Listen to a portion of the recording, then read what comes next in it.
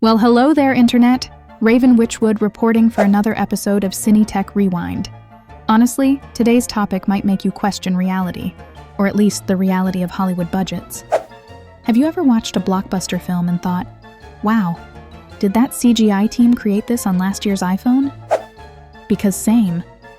Today, we're diving into CGI crimes, the case of the floating mustache. Yes, you heard me right.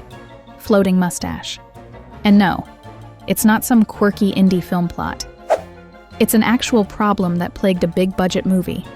Sit tight, geeks, because this one is a doozy. Alright, our case opens with the movie Justice League, the 2017 theatrical disaster piece. Long story short, Henry Cavill, aka Superman, was called in for reshoots. But there was a hairy problem. Cavill was already filming Mission Impossible, Fallout, and his character in that movie? Rocking a perfectly styled mustache. Paramount Studios refused to let him shave it. Like, under no circumstances would Henry Cavill's lip be naked on their watch. So what did Warner Brothers decide to do? Instead of waiting, they spent millions on CGI to digitally remove Superman's mustache. Yeah, let that sink in. They sprung for a pixelated mustache eraser. Here's where it gets fun. It didn't work. At all. In the final cut, Cavill's upper lip looked like it was hosting a tiny invisible slug race. It was bizarre. How bizarre, you ask? Pop open literally any Justice League trailer and focus on Superman's face. You'll see it. A stretchy, uncanny upper lip that's so unsettling it feels like something out of a horror movie. It's not just bad CGI. It's iconic bad CGI. Oh, and here's the kicker. Want to know how much Warner Brothers shelled out for this upper lip sabotage? Reports say upwards of $20 million. Let's put that into perspective. You could fund an entire indie trilogy for that amount, or buy a small private island. But nope. Warner Brothers spent it on making Superman's face look like a Snapchat filter malfunction. Priorities, am I right? Now, I know what you're thinking. Why not just keep the mustache? Superman's been around for decades. Maybe audiences would have embraced a more rugged, hairy-caped crusader. Clark Kent could have been ahead of his time, a trendsetter for superhero facial hair. But no, Hollywood went full commit to the bit mode. Except, they didn't commit. Because guess what?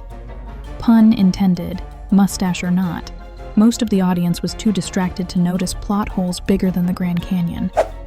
Here's where I toss in my trademark tech truth bomb. Despite all the tech advancements in AI and CGI, hello, we're literally using AI to drive cars. Why do we still get disasters like this? Deepfake tech could have fixed that lip for less than a decent cup of coffee. Heck, some guy on Reddit did a better job than Warner Brothers using free editing software. Let that marinate. Free software versus a multi-million-dollar budget. Hollywood, what are you doing? Okay, but let's be real for a sec. This whole ordeal doesn't just tell us about CGI tech. It tells us about Hollywood's stubbornness, or, dare I phrase it, vanity. Sometimes it's like they're more focused on solving the wrong problems than, oh, I don't know, writing a coherent script. They thought they could fix a man's face, but not their plot consistency. Like, priorities, people. Sigh. To be fair, CGI isn't all bad. When it's good, it's seamless, invisible, like when Davy Jones ruled the seas in Pirates of the Caribbean, or Gollum creeping around in Middle-earth. But when bad CGI happens, boy, does it happen.